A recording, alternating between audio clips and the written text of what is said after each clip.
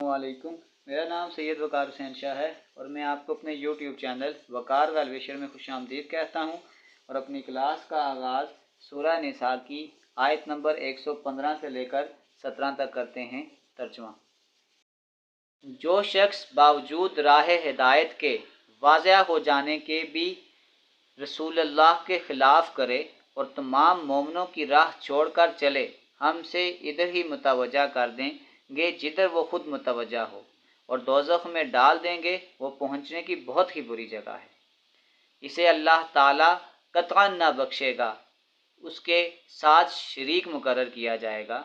हाँ, शिर्क के अलावा गुनाह जिसके चाहे माफ़ फरमा देता है, और अल्लाह ताला के साथ शरीक करने वाला बहुत दूर की गुमराही में जा पड़ा। ये तो अल्लाह ताला को छोड़कर सिर्फ औरतों को पुकारते हैं और दरअसल ये सिर्फ सरकश शैतान को पूछते हैं। सदक़ल्लाहुल अज़ीम। प्यारे बच्चों, आज की क्लास में एक्सरसाइज 9.2 क्वेश्चन नंबर 7 के पार्ट बी को सॉल्व करेंगे। तो वीडियो को शुरू करने से पहले कमेंट सेक्शन में लाजमी बताएं कि आप हमारी वीडियो कहाँ से देख रहे हैं और आप किस कॉलेज में पढ़ते हैं। तो चलते हैं अपने क्वेश्चन की जानिब। 7 part number B, find the tangent equation. हमने टेंजेंट इक्वेशन फाइंड करनी है और जो इक्वेशन हमें दी गई है एक्स स्क्वायर डिवाइडेड बाय 7 प्लस y square divided by 4 which is equal to 1। अब एक्स स्क्वायर के नीचे वाली वैल्यू बड़ी है, तो इसका मतलब ये वाला जो एलिप्स की इक्वेशन है ये आपके पास हॉरिजॉन्टल एलिप्स है। सपोज करेंगे ये आपके पास कुछ एक एलिप्स हम बना देते हैं। सपोज करेंगे ये हमारे पास एक एलिप्स आ गया which is parallel to the line. For example मैं कहता हूँ कि ये हमें एक लाइन इक्वेशन की गिवन है, तो इसका मतलब है अगर ये एक लाइन होगी तो जो टेंजेंट लाइन होगी वो फिर यहाँ पे होगी, क्योंकि ये इस लाइन के क्या बनेगी, पैरेलल लाइन बनेगी। और हमने ये वाली लाइन क्या करनी है, फाइंड करनी है। टेंजेंट लाइन का फिर आपके पास फार्मूला यही हो जाएगा y is equal to m x plus c, और इसमें जो टेंजेंसी की वैल्यू आ जाएगी, क्योंकि ये वाली जो इक्वेशन है ये एलिप्स है, तो वो फिर यूँ होती है y is equal to m x plus minus c. ये हो जाएगा, अगर मैं इसको जनरल इक्वेशन यहाँ पे लिख दूँ तो आपके पास ये होती है x square divided by a square y square divided by b का square which is equal to 1।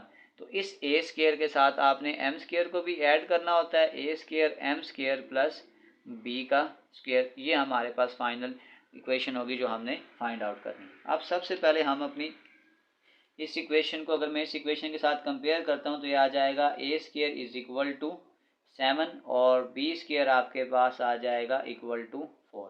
ये भी हमने ए स्क्वायर निकाला है और बी स्क्वायर निकाला है। यहाँ लिख लेते हैं 6x plus 21 y plus 14 is equal to 0। तो अगर मैं यहाँ पे स्लोप निकालूंगा तो वो आपके पास यूँ हो जाएगा minus coefficient of x divided by coefficient of y। तो ये आपके पास आ जाएगा माइनस कोफिशिएंट ऑफ x, वो आपके पास आ जाएगा 6, और कोफिशिएंट ऑफ y तो ये आपके पास आ जाएगा 21।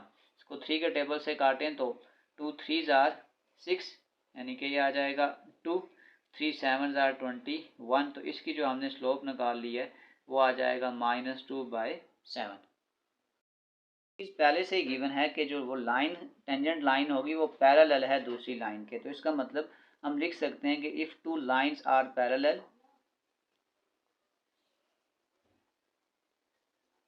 तो उनकी जो स्लोप होती है वो इक्वल होती है m1 is equal to m2। तो इसका मतलब हमारे पास जो सेकंड लाइन की स्लोप होगी वो भी आपके पास आ जाएगी -2/7। ये आपके पास रिक्वायर्ड स्लोप आ गई है। अब हम इसमें लिए सबसे पहले क्या करेंगे, c की वैल्यू पुट फाइंड आउट करेंगे, यानी कि हम टेंजेंसी की वैल्यू निकालेंगे। क्योंकि आपके पास जो इक्वेशन है ये हॉरिजॉन्टल एलिप्स है, तो उसमें c की जो वैल्यू होती है वो होती है अंडर रूट ऑफ a का स्क्वायर m का स्क्वायर प्लस b का स्क्वायर। तो अब हम पहले c की वैल्यू को फाइंड आउट करते हैं। सबसे पहले हम क्या करते हैं, टेंजेंसी की वैल्यू निकालने के लिए फार्मूला लिखते हैं। वो आपके पास था c equal to plus minus under root of a square m का स्क्वायर प्लस बी का स्क्वायर। वैल्यू को पुट करते हैं, प्लस माइनस ए का स्क्वायर वो आपके पास आ जाएगा 7, और m अब आपके पास आ जाएगा -2/7 का स्क्वायर प्लस b का स्क्वायर वो आपके पास आ जाएगी 4, plus minus under root 7 minus इसको प्लस बना देगा 7 का 4, 2 का स्क्वायर 4, 7 का स्क्वायर 49 आ जाएगा प्लस 4। इसको यहाँ कैंसिल करें तो ये 7 आ जाएगा, तो ये आ जाएगा plus minus 4/7 plus 4।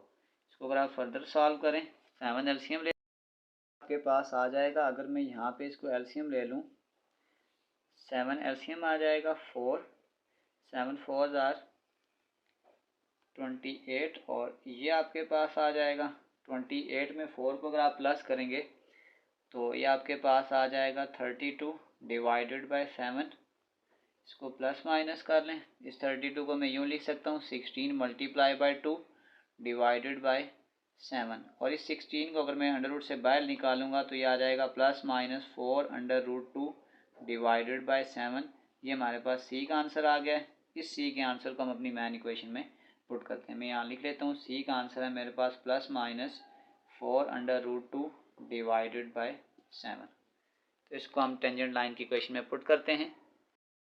Tangent line लिखें तो वो आपके पास आ जाएगा y is equal to m x plus c, y is equal to m आपके पास आ गया -2/7 एक्स प्लस सी, और सी आपके पास आ जाएगा plus minus 4 under root 2 divided by 7। अब आपके पास 7 एलसीएम है, इस 7 को सब के साथ मल्टीप्लाई कर दें, यह आ जाएगा 7y is equal to 7 into -2x divided by 7 plus minus 7 into 4 under root 2 divided by 7।